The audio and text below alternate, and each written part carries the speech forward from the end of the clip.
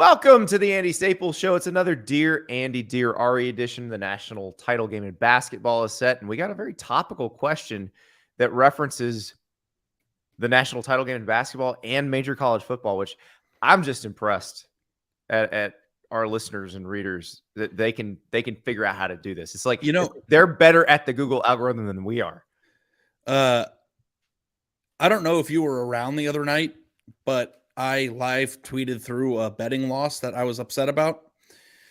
And I thought we were going to do an emergency pod because I hit the Final Four game in the women's tournament. And I got even money on South Carolina to win that game. Ooh. And I watched that game. Did you watch that by chance? I did. I'm glad we're talking about this. So as we're recording this, Iowa and LSU have not played yet in the women's national title game. You're going to, if you're listening to this as a podcast, the game will be over. If it's wild and wacky, I'll pop on and do an alternate introduction to the show. But watching Caitlyn Clark against South Carolina was shocking because, like, you saw Caitlyn Clark do this to other teams, but you thought, okay, against the best players in the country, it's not going to look like an NBA player playing against high school players. But that's what it looked like. She was so much better than everyone else on the court. I say that was the most bizarre sporting event that I've ever watched. And I mean that. It was like, I don't know if you agree with that whole idea, but like, I have never seen a team defend the way that Iowa defended in a Final Four game and like win. I mean, I've never seen a team defend like that at all. Like, they had 10 feet in the paint on every possession. And like, I had South Carolina for a pretty large sum live because I thought there was no way they could lose this way. And yes, Caitlyn Clark is basically Michael Jordan. But how on earth do they assemble a team that went 36-0 in college basketball and can't shoot and doesn't even attempt to shoot when they're left? And on top of it, because they're so good in the paint normally that it doesn't matter. Andy, did you see how far off they were playing these guys? I could have made shots with that much room. And I'm not even joking. Like, I mean, and like the thing about it too was that they still creamed them on the offensive glass. So like, even though my Miami bet exploded last night in the worst possible way because they never even led in the game, so I couldn't hedge and I just lost. I can't stop thinking about that Final Four game. I can't. I've never seen that before in the game of basketball. And I'm no basketball expert, but if you leave a point guard with 7 feet of room and you're creaming them on the glass, to not even attempt to shoot it is just baffling to me. It's identifying a hole in Dawn Staley's recruiting. And here's my guess. She will fill that hole. She will fix that. Like, that says to me, you need a sharpshooter on the outside and you end that. So, or anybody who can shoot a jump shot at all. Yeah. Because they weren't even trying. Like, I've taken losses. Meanwhile, you have to defend Caitlyn Clark to the freaking logo. And she did. And they didn't defend her. They had no help on the backside of the defense. It was incredible. When they did help on her, she just dished it to somebody. I don't recall anybody else on Iowa scoring. Her shot, no, because she had a bunch of assists. Her shot making and court vision were so far ahead of everybody else on that court. It was insane. It really was like watching an NBA player play a high school team. It's like, I don't know how I can get annoyed with the South Carolina game without making it seem like I don't respect Caitlyn Clark. Of course I do. She's incredible. She's the best female basketball player I've ever seen play. Maybe one of the best. Like, I've never seen a team dominate. They'd never had to defend anybody like that. Well, there aren't. How many people are like that? I mean, maybe Serena Ionescu, but we didn't get to see her have this kind of tournament because the year that she would have had it got canceled because of COVID. Yeah. So, people think I'm bitter because I lost the bet, and maybe I am a little bit, but like it's been 2 days since that game was played and I can't stop thinking about it. Like, if I could have that bet again today, if they could play them and I knew they were going to defend them the same way, I would triple my bet. It's like, funny because I was having this conversation with my son this morning at breakfast because he said, he was telling, I'm trying to learn lacrosse as he plays it. And he said they have a call because he's a defender. He said they have a call that basically lets them sag off of one player if they think that player is not very skilled or that they can't, that they're not a very accurate shooter, because you want that person to try to shoot. You want to force that person to try to shoot because you can you're probably going to get the ball back. And I was like, oh, that's very similar to basketball. And that's exactly what Iowa did to South Carolina in that game. Yeah. But the thing about it is that even though they were crowding the paint, they couldn't grab a board. So even if you're not a very good shooting team, you would think that with all that room, you would take some shots, assuming that, Boston was going to get the rebound because they got every rebound there was. So, it was just bizarre. And you know what? It's good. We've talked for 4 minutes about women's basketball on the podcast. Well, Catherine in our chat says, here's one for you too. The Iowa Center has bounced the basketball once this tournament because when she scores, she's getting fed for wide open layups. That's the Caitlyn Clark thing. Like when she gets doubled, it's nuts because there's somebody wide open and she finds him. It feels like every time. What's nuts is that somebody paid attention enough to know that. Like the advanced stats in sports these days, like they're not keeping track of anybody else's dribble count, right? It's just she has the basketball advanced stats are crazy. Like what you can get for the NBA is wild. That it is that Synergy Sports, and you can kind of watch the game through that. It's so much more advanced than anything football has. So it's really amazing what you can find out. Yeah. So Caitlyn Clark also has scored more points in the NCAA tournament than Iowa did all year in football. Yes, I know. I put the joke up that she needs to score 162 in the national title game to hit 325 for the tournament. So, yeah, they're favored by 4. So when we're done here, I'm gonna go see. I think I like LSU in this game, and I think let's not spend too much time on that because that game will be over by the time most of these people are listening. But I'm just saying, okay, all right. Let's get to the football questions, and just thanks for letting me vent because it hurt me. Yeah, we'll start with a basketball question, bonus trivia question. If when you see our guy DeCenzo's Twitter handle right now, so DeCenzo on Twitter sent us this on Saturday night. Have you done a comparison of UConn basketball and LSU football, and why all of their coaches win titles? And all right, Ari. So if you're watching on YouTube, you see DeCenzo's screen name on Twitter, DeCenzo Butt, and there's a phone number, 281-330-8004. Nobody in the YouTube chat tell Ari what this is. What phone number is that? I have no clue. Mike Jones! Who? Mike Jones! Well, sing it. I'm not... There's a song where he gives out his phone number. So it'd be 281-330-8004. Like that's the song. Well, I'm 0 for 1 on trivia today. We are going to have trivia at the end of the show, by the way. We're adding trivia at the back end of every show. Same category. Ari and I try to stump each other. But we'll start with DeCenzo's question because this is a great question because it is really interesting. These are the only 2 programs I can think of in sports that are like this because LSU, Nick Saban, Les Miles, Coach O, all won national titles. If UConn wins on Monday night, Dan Hurley will join Kevin Ollie and Jim Calhoun as the last 3 UConn coaches, and they've all won national titles. That's insane.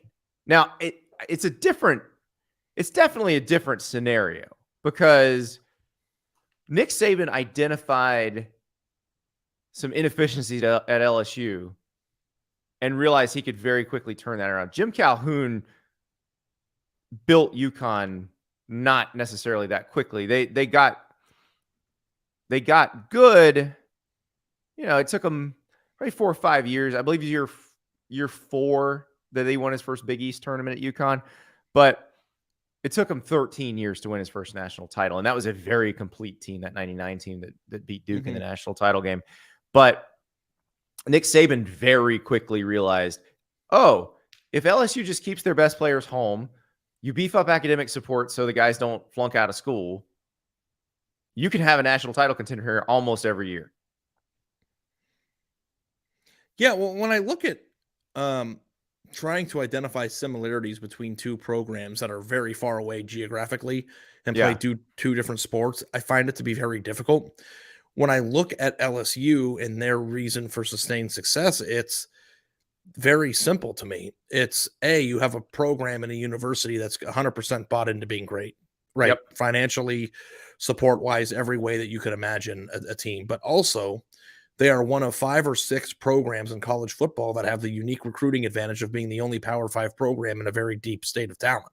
Mm-hmm. And those players in the state of Louisiana grow up dreaming of playing at LSU the same way they do in some of the other states with this were similar advantages like that. It's similar to Ohio and Ohio State. It's very similar to that. But Louisiana is deeper. I think that they have more, it might not be more total blue chippers over a 10-year period, but they have more 5-stars and top end, like really, really good players. And some have gone to Alabama, a few times, but for the most part, LSU gets those guys. So to me, it's like, how could that not equate to, that's why whenever we rank jobs, regardless of who the coach is, Andy, LSU is always a top 3 or 4 program. Well, and that's the infrastructure right. there. And we say that, and we say that certain jobs feel coach dependent and certain jobs don't. And LSU definitely does not feel coach dependent which is weird because before that, and then we got in the chat, somebody goes, well, how bad was Curly Hallman to have a 380 winning percentage there? Elias Gray, how bad was Curly Hallman? They couldn't figure it out. Curly Hallman, Jerry DiNardo, like they could not figure out the formula until Saban showed up, and then it's been repeated since then. Yeah. So for UConn basketball, I'm not an expert on that, but I do know that it's one of the borderline blue blood programs in college basketball. They've got one coach. You've got one coach in each who won a national title and then got fired very shortly after.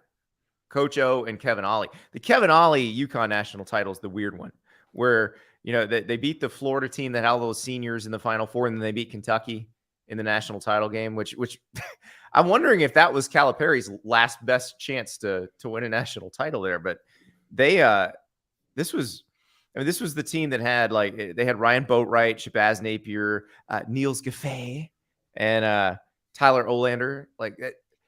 These are not exactly household names. Shabazz Napier was probably the biggest name of that group.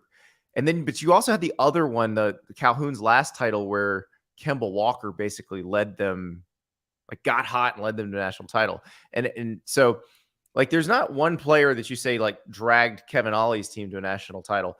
But if you want to have the Joe Burrow conversation, Kemba Walker and Joe Burrow, that kind of matches up. Although I would argue that Joe Burrow's supporting cast was also incredible. Kemba Walker's was not really. Well, the Joe Burrow year is the strange one, right? Because they had a few transfers in there, but also Justin Jefferson wasn't he rated in the 2000s? Yes.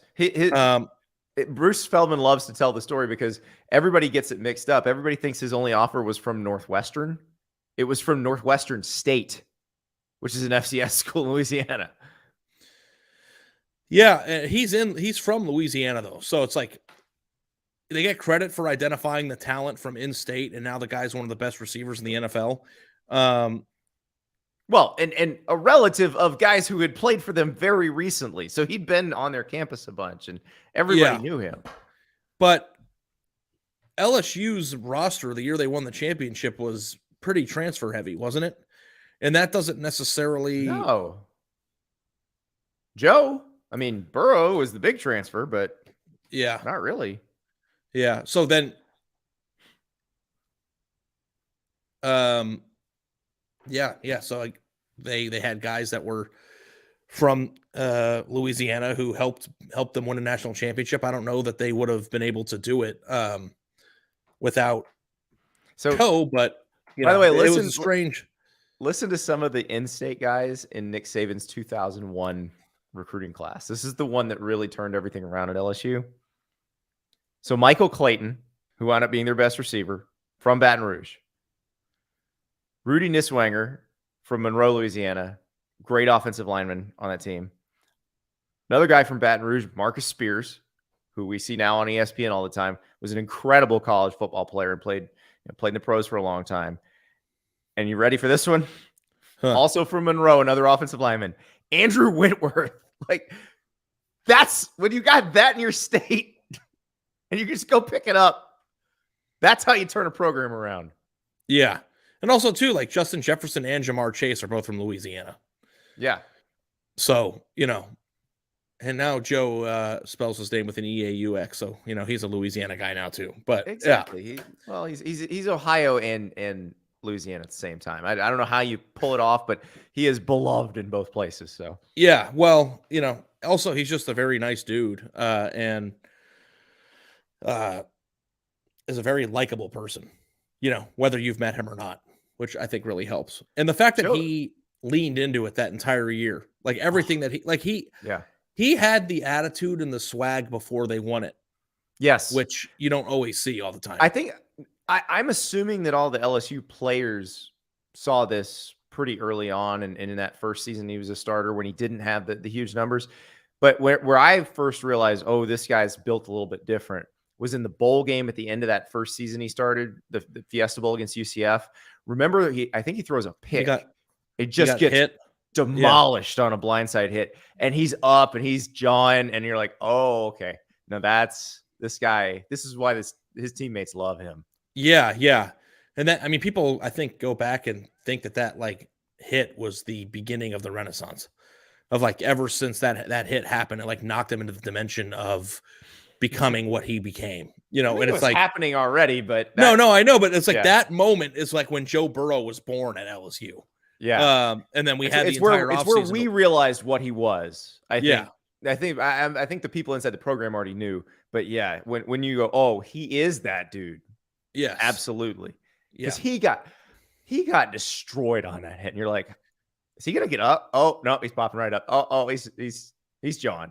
Yeah, well, they also too, like when you like look at these comparisons between these two programs, Andy, which one do you think is harder to do? Because like I go back and forth on this. Like I think winning a national championship in college football is incredibly hard. Yeah. But if you're built to do it, you can. I think what Hurley has done but college basketball is so much harder, right? To win a national championship in college basketball is harder, right? I think Ollie kind of rode off of Calhoun. And Ollie is kind of the Les Miles of this bunch. The difference is Ollie got fired sort of like Coach O got fired instead of continuing to work.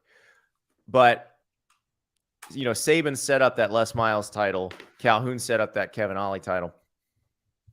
What Danny Hurley is doing is probably the hardest of all of this, because it was a mess when he got there, and he turned it around very quickly. At a time when it's not that easy. Like it used to be, if you had a good Big East program, you just grab all the best players in the Northeast. Like they were coming to UConn or Syracuse or Georgetown or St. John's. Like they wanted to play at all those places. Now they want to go to schools with giant budgets and tons of money. And the NIL is probably better at these other places. But Danny Hurley has put together a squad because they don't have a lot of weak links. How do you consider the state of LSU's program when Brian Kelly took over? Great talent, not as complete of a roster as we've been used to seeing there. Because as you saw, they had to go grab a bunch of transfers for the secondary, which LSU never had holes in the secondary. So the situation of fire, and I think it was the firing Coach O. If you keep Coach O, the roster probably stays, a little more consistent. But with the firing happening the way it did, you had holes in the roster that he had to fill. But you still had a lot of top-end talent. Mason Smith is on that roster. The two offensive tackles were going to be on that roster. So Emory Jones and Campbell. So they still had that sort of top-end talent, which most programs don't. Like Alabama, Georgia, Ohio State, they got it all over the place.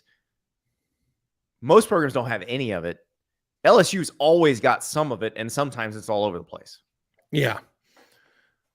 I think that's a good categorization, but I feel like LSU is the easier job of the two without, again, being a UConn basketball expert. Agreed, because there are very few places in college football. Because, like, even if you go to Alabama, if Auburn has a good coach when you get there, it's no slam dunk recruiting anyone. Yeah. Like, you got to fight for everybody. And at LSU, if you are reasonably competent, you will get the best players in Louisiana because they want to play for LSU. And then you can go into Houston and get some players and then all of a sudden you're doing pretty well. You can go spot recruit in other places and fill There's out the roster. no shortage of talent in Houston, and that's what, a few hours away. Right. It's not far. It's one interstate. It's I-10, and you drive right past the last Popeyes buffet in America. I think that's still open in Lafayette. We'll have to find out. But yeah. Also, too, like Catherine is listening to this right now, and I think she'd be quick to point out that when Brian Kelly got the job at LSU, I had concerns at the beginning of his ability to recruit Louisiana.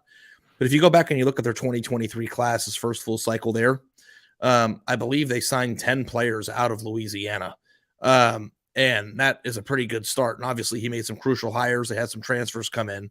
But the thing that is kind of difficult is 2 out of the top 3 players in the state of Louisiana went to Texas last year. So it's kind of a mixed bag of, Arch Manning, I guess, is kind of like, it doesn't really matter where he's from, because Miles had a period there toward the end where they were losing some guys to other states, and early Coach O, they hadn't quite locked it back down yet either. Like, that's how Devontae Smith gets out of Louisiana and goes to Alabama. Yeah. So LSU, I think, got like 6 or 7 players out of the top 14 in the state of Louisiana. But the thing that I would be a little bit concerned with is the fact that they only got 2 out of the top 8. One went to Alabama, one went to USC, Tennessee, and Notre Dame. So, like, they got 10 guys out of there, but the top players went elsewhere. And hey, listen, the quarterback position, I understand. Like, Eli Holstein and Arch Manning might just be one-offs because LSU was feeling pretty good about what they had. Yeah. And Arch Manning, it doesn't matter where he's from. Like geography in the state, I don't think really played much of a deal for him. Didn't matter for anybody in that family. Yeah, but 2 out of the 5 top 100 players in the state, 2 of which were quarterbacks. I think you can forgive them on that. I had concerns about Brian Kelly's ability because he doesn't have a reputation as a maniacal recruiter. Yeah, but I do think that I'll be watching very closely, and I think that they passed the test in year 1. Yep. Well, I'm glad you mentioned Arch Manning because he factors in to our next question, which stemmed from a discussion that you and Mitch had on Stars Matter. And so it got one of your listeners/readers riled up. So here we go. Dear Ari, I'm a huge fan of your various podcasts with Andy and Mitch, but sometimes your analysis is maddening and heavily influenced by recency and confirmation bias as it relates to an analysis that predominantly favors teams that have been good for the last 5 or so years and are assumed to always be the best and the best place for highly ranked recruits to go because the best players should only choose the best teams. This was most pronounced in your comments about Dylan Raiola, class of 2024 star QB recruit, for those who aren't maniacally following recruiting, and how it might be a mistake to go to Nebraska instead of somewhere like Georgia or USC because the other schools have better coaching, more success, and would give them a better shot at the pros. But if that is true, how do you explain Texas with Arch Manning and Quinn Ewers? Texas has only had, I think, 4 quarterbacks drafted since 1970 and only one, Vince Young, in the first round, and that was almost 18 years ago.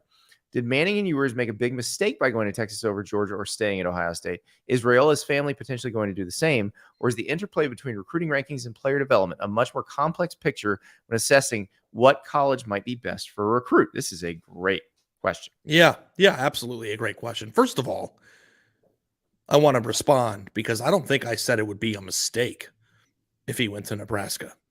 And this is from a discussion that I had with Mitch Light on Stars Matter, I believe. And let's point out where Dylan Raiola is the nephew of the great Nebraska center Dominic Raiola. So that is and his uncle is on the staff there still. Yeah. So the reason why Nebraska is alive is because of his family connection. No, he's Dominic. He's Dominic's son, right? Yeah, his father played there, and his uncle's on the current staff. He's Dominic's. I'm sorry. His uncle's on the staff. Dominic is his dad, who played there and played in the pros for a long time. And the only way that Nebraska would be in this picture would be those connections. So, like, for me, Matt Rule going all in on this 5-star kid from Phoenix because of those connections and trying his best to. I mean, could you imagine the gravity of what that would mean for Nebraska starting off its new coaching tenure? Like, if that were to happen, and like, honestly speaking, I'm rooting for it because that's that would make it fun, right? But I got into a discussion with Mitch Light about this, and he pushed back on the idea that like USC or Georgia have better coaches or better quarterback coaches, right? Well, USC does. They have the best one. I don't know how, like me saying that if I were a 5-star prospect, I would go to the place that has the best track record for producing quarterback talent, not just in the league, but I'd want to win a Heisman and a university or a football program, like a football building and a football stadium, that's brick and mortar. It's the people. So you put Lincoln Riley, having done what he's done at McNeese State, that's still the best place for a quarterback to go, because you get to be coached by Lincoln Riley.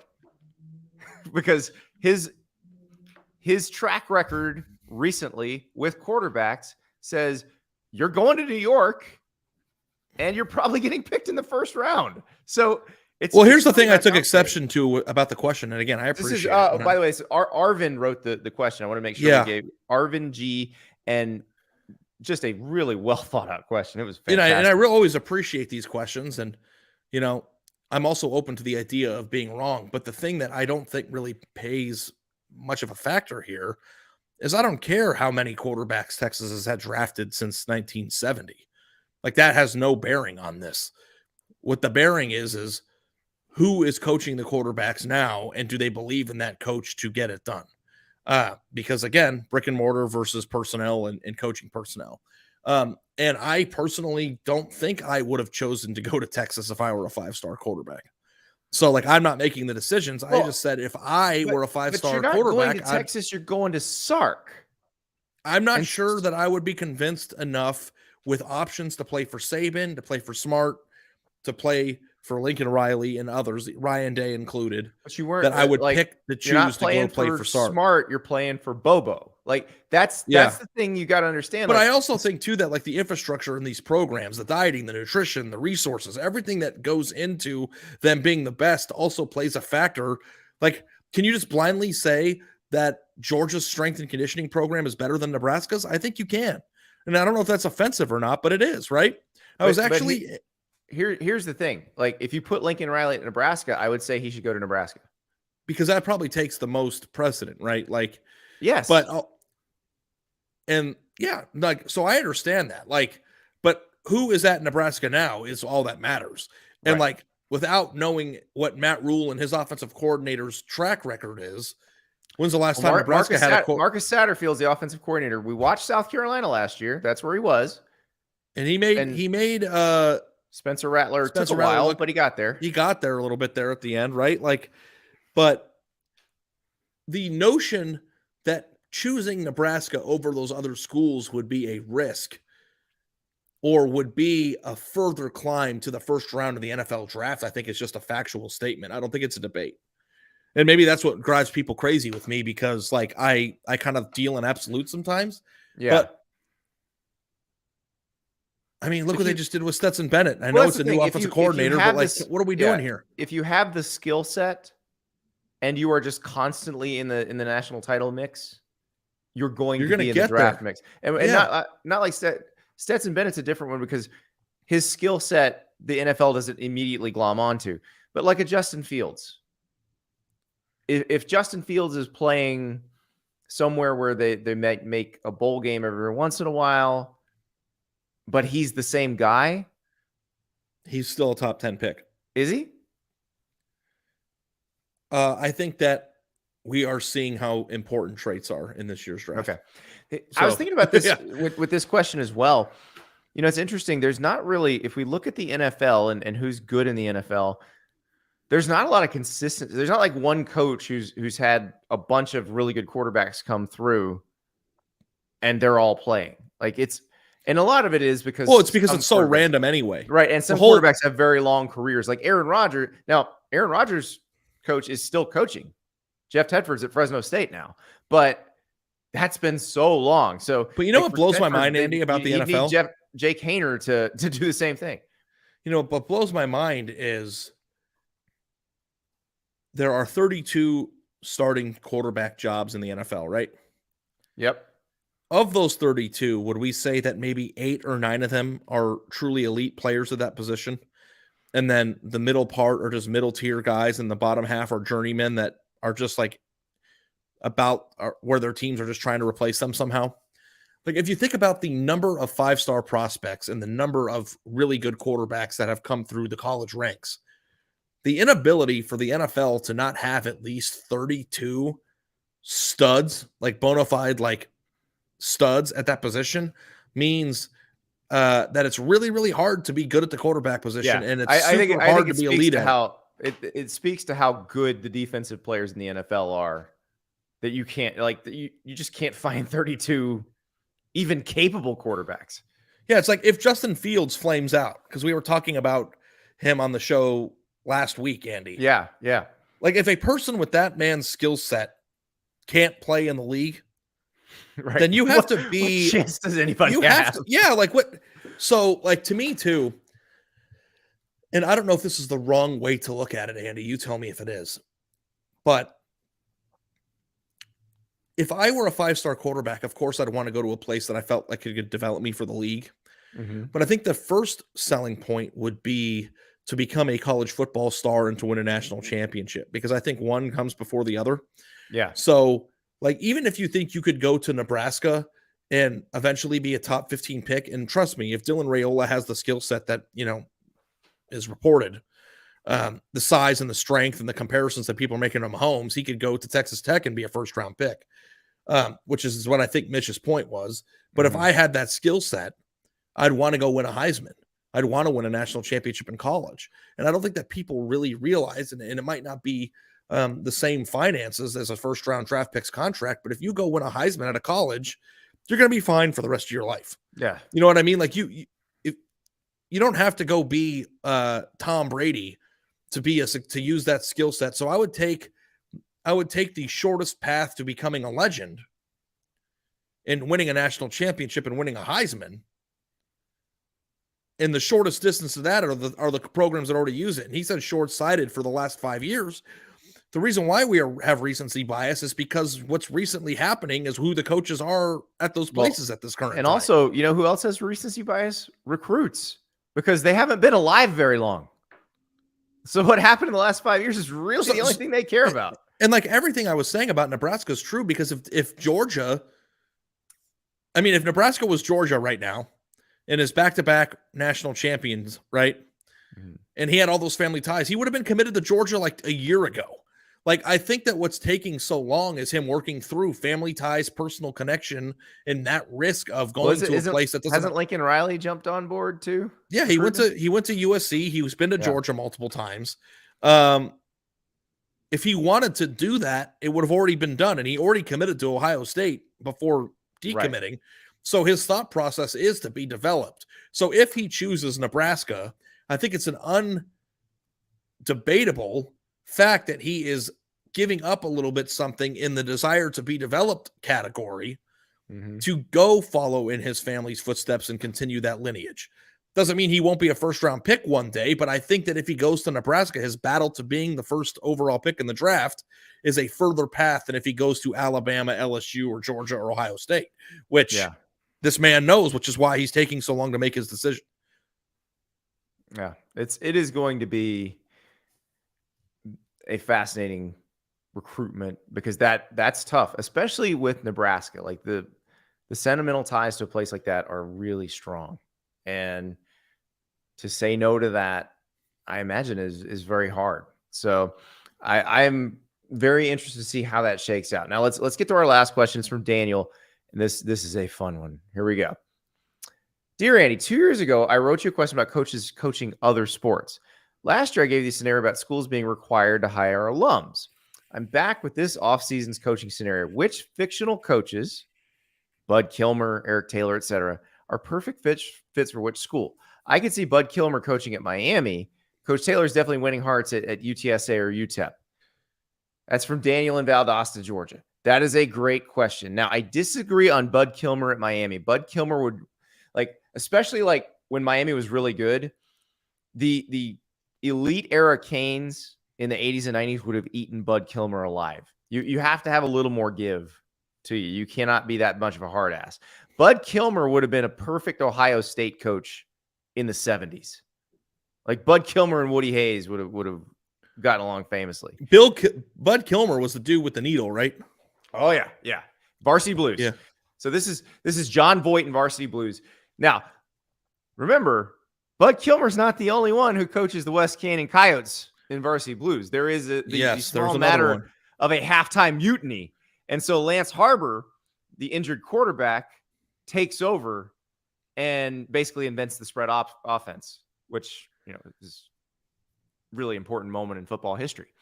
And so Lance Harbor right now, I think, would be like one of those young, like Lance Harbor would be a Shane Beamer type coach right now. He'd be, where would he be? He'd be at TCU. He'd be Sonny Dykes. That's what he'd be. Yes. What about Tony D'Amato from Any Given Sunday? Any Given Sunday. Is that just a pro coach there? I could picture him at Alabama. Well, no, I can see him like after he flames out in the pros, because obviously a guy who burns that hot isn't gonna last forever. He shows up at like, where would we put him? I could see him showing up at like Coastal Carolina or Georgia Southern. I don't know. And let's go. He's the kind of guy who would crack a beer in the locker room. I wish that we could do coaches that weren't just football and assign them. We don't have to do football. Like, okay, what about Bobby Finstock? Do you know who that is? The coach from Teen Wolf? Yeah, absolutely. Great manager of rosters. UCLA.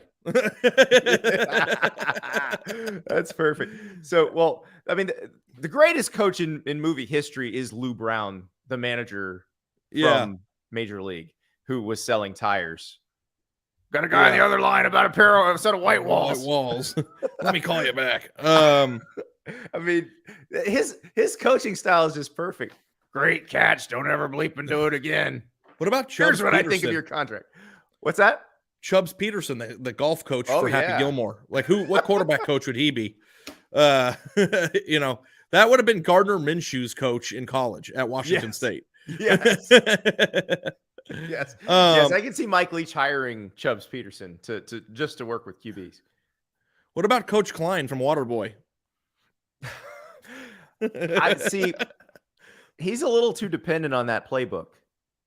He's got some mental issues. But he also could hire a really good coach, or he's a hell of a recruiter. I mean, an eye for talent. He's also the Fonz. Yeah. So how about what's the other coach? The other coach is Snowman from Smokey and the Bandit. Oh yeah. So we got to find a place for him too. He could coach at Georgia or Alabama right now. That would be perfect. Like, because doesn't he feel like Kirby Smart already? He does. Yeah, he does. Red Baloo. That's the character's name. It's Jerry Reed. The also sang the theme song of Smokey and the Bandit. Eastbound and down, loaded up and trucking. What about Patches O'Houlihan? You can dodge a wrench. You can dodge a ball. When we get the Hank Azaria version or the Rip Torn version? That's the question. Whichever version you think is funnier, I think. What Dodgeball is a game of exclusion, humiliation, and degradation. Yeah, I'm trying to think. What about George Knox from Angels in the Outfield? Well, was he a good coach? I'm trying to remember that. What kind of coaching I don't remember if they ended up winning when the Angels disappeared. They did, right? I think. It's been a long time since I've seen that. That's Danny Glover, what right? College, which kind of program just believes in themselves all the time and accomplishes things? I think Northwestern would be a really good place. I feel like that's a basketball team. That's got to be some kind of basketball team that just believes. Yeah, hot ice. What about Gordon Bombay from Matthew C. Gordon Bombay, the coach of the Mighty Ducks. Had to coach him because he got a DUI. Could you imagine him getting into a confrontation with the athletic director? Quack, quack, quack, quack, quack. Oregon. I mean, what? Yes. Yes. Not Oregon? Rob Mullins would just get worn out by Gordon Bombay. Just going into the daily AD's office. Quack, quack, quack, quack, quack, Mr. Ducksworth. Who else we fit? What about Coach Carter, Samuel L. Jackson? Oh, yeah. Delilah. Yeah, no, he was a hard ass though. we're not using any of the real coaches. So these are all fictional. We're not using fictionalized versions of real coaches here. So, but yeah, I'm still trying to put Lou Brown in a college football universe somewhere. Like I think Lou Brown would be like the perfect Illinois head coach. Like he's just hysterical. Like he's funny. He's running a very competent offense and defense. They're winning 7 or 8 games a year. Like that's Lou Brown, the college football coach. Well, who's that? Every time we win, we peel a section. Who's that on the roster? He's dead. Well, then scratch him off.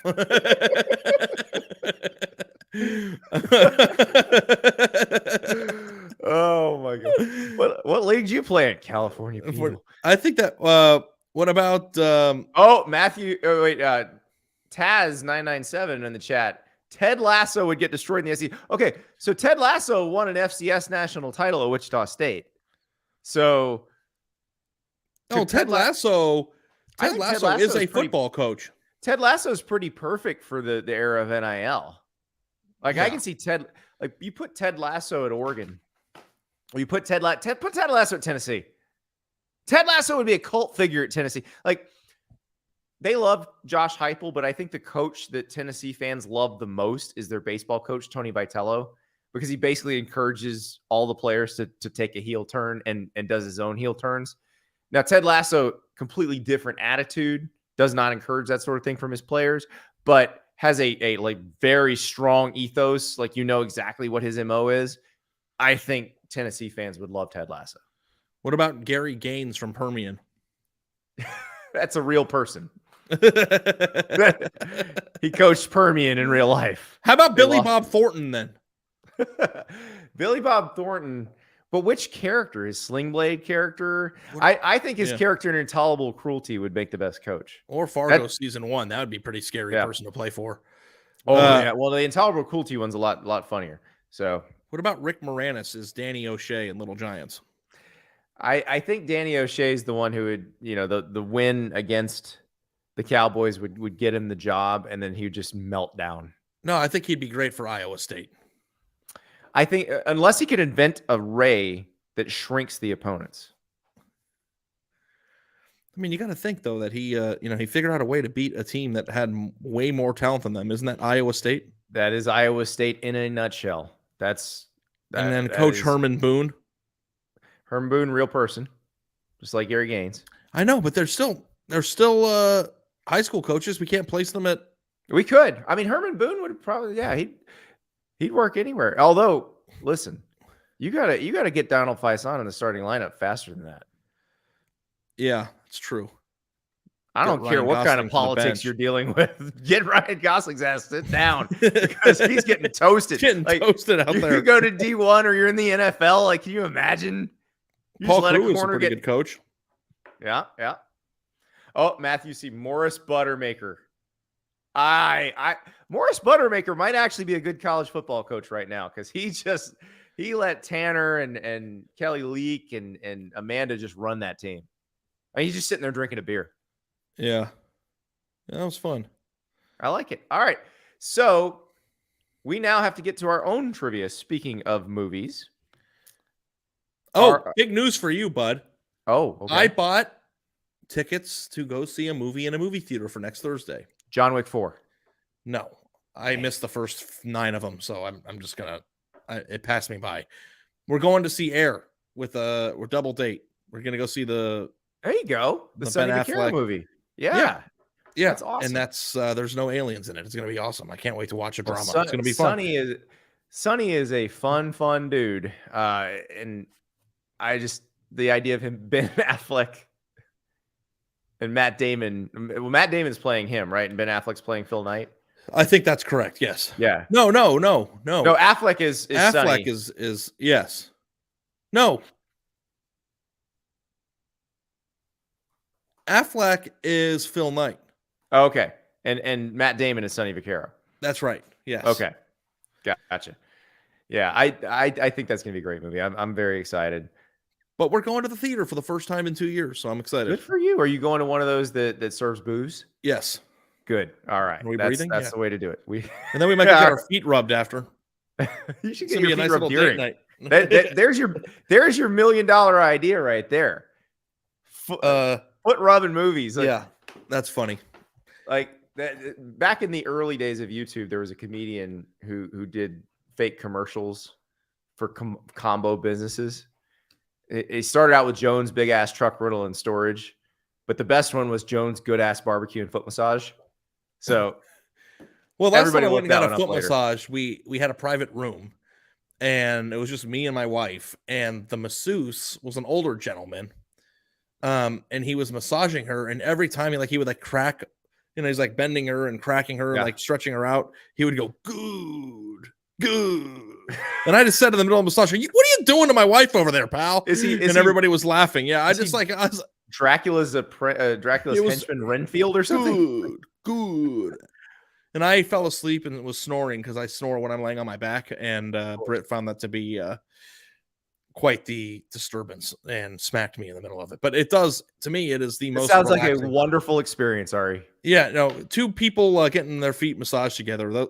That's happiness right there. Okay, I'm excited to hear your trivia question. Let's do it. All right. So I picked a year that I think maybe the beginning of the end of movies for you, because this year had a lot of sequels among the highest grossing movies, and it was kind of early on in that. We've talked about how it used to be there were a lot of original movies, and then it just became sequel. So here's an original movie from this year. The answer to this question is an original movie from this year. Was it hard to find an original movie? Because I went to look at the theater and every single thing was a sequel or number 6 or number 5. I'm going to make you do a little deduction here, because one of those, I don't think, like, you're not going to know it off the top of your head, I don't think. Okay. But a little deduction will allow you to get it. So instead of a single Jeopardy or double Jeopardy question, it's more like a final Jeopardy question. Like, you may not know it off the top of your head, but you should be able to deduce it. So here we go. Okay, let's hear it. Of the 10 highest grossing movies in 1999, which one had the lowest budget? Oh, are you going to give me the movies? Nope. Well, how can I don't know what came out in 1999. All right. Well, did Titanic come out in 1999? No, that was 97. 97. So I will give you some hints. This is not a sequel. It is an original. It has perhaps the highest budget to profit or profit to budget ratio of any movie ever made. Okay. Is it a comedy? It is not a comedy. It is a horror movie. It grossed, I want to say, it ultimately grossed like $200 something million worldwide, and the budget was like $50,000. And this was like a major movie that was shown in theaters? Yes. It was in every theater. It was the story of that summer. It was huge. Well, there's one movie that I saw when I was 13 years old that was like the story of the summer. And I don't know if this was 1999. I might be way off. But the horror movie that carried the way for my childhood was The Sixth Sense. The Sixth Sense was the second highest grossing movie in 1999, but that was not it. Yeah, I mean, I would figure that the budget for The Sixth Sense is way more than. $50,000 budget. It has to be Blair Witch Project. That's it. You got it. Yeah, you got it. Because that's nothing. That's they just use the camcorder, right? Turn your comments off when you're doing this one. Oh, I didn't see that. No, I didn't. But it's the only movie that could have possibly had a $50,000 budget. Yep, exactly right. And so I picked this one because it was sequel. Like, so here's 1999's top 10 grossing movies. Number 1, Star Wars Episode 1: The Phantom Menace. So like they spent more on Ewan McGregor's robes than they spent on the entire Blair Witch Project. Yeah, I'm sure. Yeah. The Sixth Sense was number 2, which was a good original movie. M. Night Shyamalan, Bruce Willis. Toy Story 2, sequel and animated. Austin Powers, The Spy Who Shagged Me, sequel. The Matrix, very original movie, spawned a bunch of sequels, but this was the original, the good one. Tarzan, animated. Big Daddy, Adam Sandler movie. The Mummy, ancient IP that you didn't have to pay for. Runaway Bride, Blair Witch Project. But you can see the sequel creep beginning. But if you look at 1999, The Mummy, Fight Club, The Matrix, that Star Wars movie, American Pie, American Beauty, Eyes Wide Shut, Green Mile, Sixth Sense, Office Space, Never Been Kissed, all came out that same year. That summer might have been the most fun I've had in movie theaters. Cruel Intentions came out that year. Big Daddy came out that year. Like, honestly, anybody who doesn't see the point that we're trying to make with movies, just go look at these lists. So, okay, here's what I saw that summer in the theater. I was interning at the Atlanta Journal-Constitution. I saw all these movies. This might have been 3 weeks in a row that I saw these 3 movies on Friday night. American Pie. Yes. Austin Powers 2. South Park, Bigger, Longer, and Uncut. Like, that is an incredible run of comedies right there. Yeah. No, wow. American Pie was like happening right as my friends and I were all going through puberty. And I feel like I learned more about the birds and the bees from American Pie than I did from my parents. And Jason Biggs you did from your parents. Because I remember watching it. It was like so scandalous when we watched it for the first time. Oh, yeah. Okay. So mine is kind of movie related, but I just want to know, because you like these movies and I don't understand why. So I went and added it up. Superhero movie one. Okay. How many movies has Batman been in? Or we lost Ari. What the heck? How many movies has Batman what? Batman who? Are we including Justice League movies? Ari's back. All right. I don't know. My window just closed. That is very strange. It doesn't want me to answer this question. Did you hear the question? No, I heard how many movies has Batman, and then you just appeared in. How many movies has Batman appeared in? Okay. So these are theatrical releases. Every single movie that Batman, it's either been about Batman or Batman has been in. I went and added it up. That's a good question, because like I'm trying to think, is Batman in the Harley Quinn movie at all, or either of the Harley Quinn movies? Did you not watch them? I did, but I can't remember. That's bad. Because if he's in there, it's like a brief cameo. But, well, so you've got the Tim Burton, Michael Keaton Batman, and then you go to Val Kilmer, and then you go to George Clooney. That was 4. You've got the 3 Christian Bale ones, so that's 7. You've got the most recent one, The Batman, so that's 8. You've got Justice League, Batman versus Superman, so that's 10. There was the Adam West Batman had a movie. I don't know if it appeared in theaters. I know they had a feature-length movie that had like Cesar Romero as the Joker, Eartha Kitt as Catwoman, maybe Julie Newmar as Catwoman. But I'll add that one to the list. Does that make it 11? You're doing much better than I thought you would. Yeah. All right. So we're up to 11. He's not in the Joker, or he's not in Joker, but is he in Birds of Prey or the first Harley Quinn movie or Suicide Squad? He's not in Suicide Squad. He's not in the second Suicide Squad movie. But I'm going to throw some randos in there because there's probably some I'm missing. I don't know if one of the animated Batmans made it into the theater. I'm going to say 15. The answer is 13. It's 13? Oh, I was there. Dang it. This list, there are some inconsistencies with this list because Joker was on there, and I don't remember if Batman was like on the TV in the Joker movie. I need to. He got listed again. He got listed in it. Okay. But I will read off the ones that he was unequivocally in. Okay. Number 1 would be Batman, the movie, 1966. Yep. Okay, so that's Adam West. Batman again, 1989. Okay. Batman Returns, 92. Yep. Batman Forever, 95. Batman and Robin, 97. Batman Begins, which makes no sense because it began 50 years earlier. It's the origin story. It's a great movie. That's my favorite Batman movie. Batman Begins is my favorite. That's the first Christian Bale one. The Dark Knight, number 7. Dark Knight Rises, number 8. Batman vs. Superman, which is a ridiculous concept. Number 10 is Suicide Squad. Yeah, that's what Number the commenters were saying. Suicide Squad's the one I'm missing. 11 was Justice League. 12 is the Lego Batman movie. Oh, Lego, which is awesome. I bet like it when is. Liv gets old enough, she will love Lego Batman. It's such a good movie. I'm gonna make sure that she doesn't watch any of these movies. Missing Mask of the Phantasm on your list, Ari. That's an animated one, but it's awesome. And if you've never watched Batman the animated series, which is out in the 90s, Mark Hamill is the Joker.